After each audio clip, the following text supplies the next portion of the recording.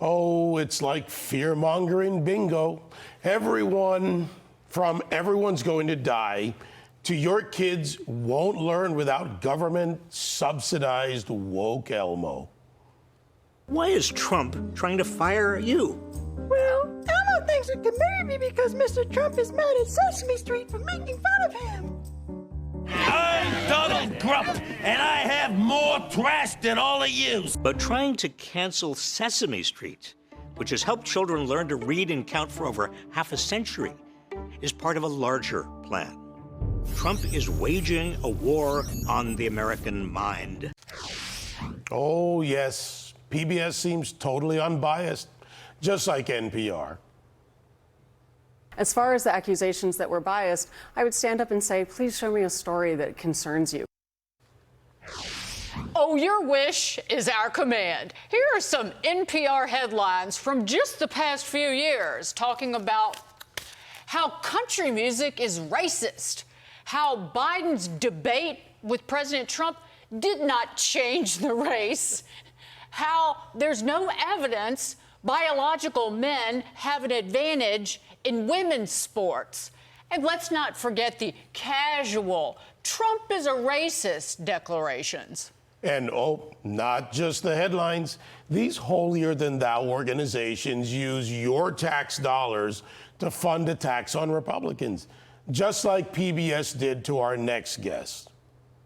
If you've ever laughed, learned, or felt moved watching PBS dances, now's the time to call your U.S. senators to help keep your station, your stories on the air.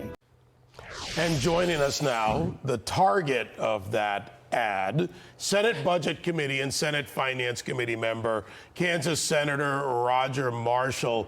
So, Doc, they went after you, and now rescission gets them. That feels pretty good to me. How about you?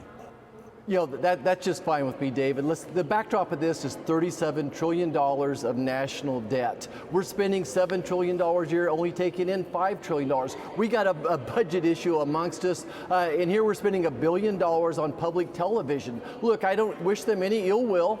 They certainly are a left-leaning organization, to be polite about it. But here you're using taxpayer money to run an advertisement against a politician, right? So, yeah, anyway, we just thought it was a waste of, it's not the best use of money. Let's put it that way. If I had the choice between spending $1 billion on public radio, public television versus rural hospitals, I'm going to pick rural hospitals. Senator, I am not here to say, oh, it's so small and belittle what you've been able to do today, because as Steve Moore has pointed out, you just passed the first rescission package in half a century and clawed back money that should not be spent on government-sponsored and funded media. There is absolutely no need for it. Here are a couple more of my favorite headlines from NPR. Companies face uphill battle trying to get Americans to eat bugs. And then right-wing conspiracy theory about eating bugs is about as racist as you think. Every dollar matters, and certainly dollars that are going toward people who use it in a political fashion.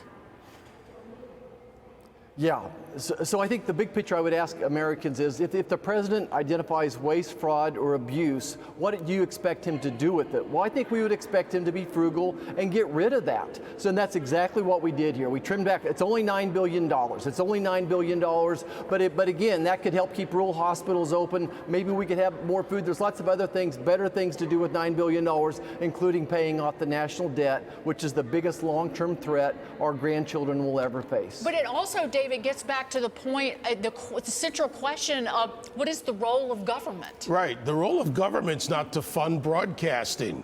I've been at this for a while. You know, the opposition to this is that people won't get their emergency alerts. Well, I looked into states like Alaska, where there are 235 AM and FM radio stations.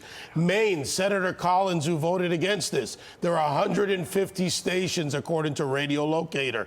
All around this country, I've been in terrestrial. People are going to get the information. And Senator, whether it's right, left, or any other way, if you can survive in the free market, you can sell ads. It's called a barter system. It's business. Right. That's how you do it. I've built stations, rebuilt stations in major markets. It's a business, not a taxpayer-funded socialist business. Yeah, once upon a time, there was probably a place for government funding, but when you're in Kansas, we're in Tornado Alley.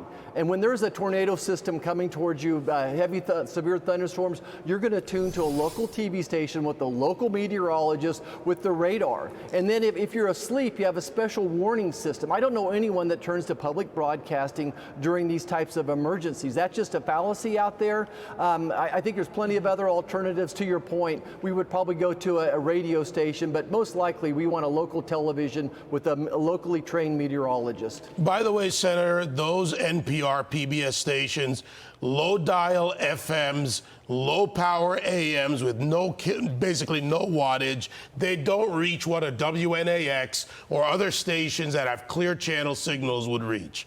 So facts matter. And Senator, rather than say trying to empty our prisons and defund the police, George Soros can, pony up $1 billion and fund NPR and PBS for the next couple of years. That's walking around money for somebody like that.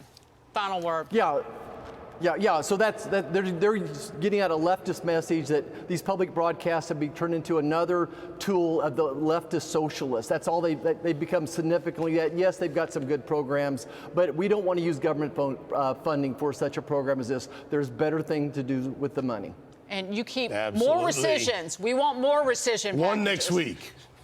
Senator Roger Marshall, thank you. I'm in. All right, Doc, great to see you.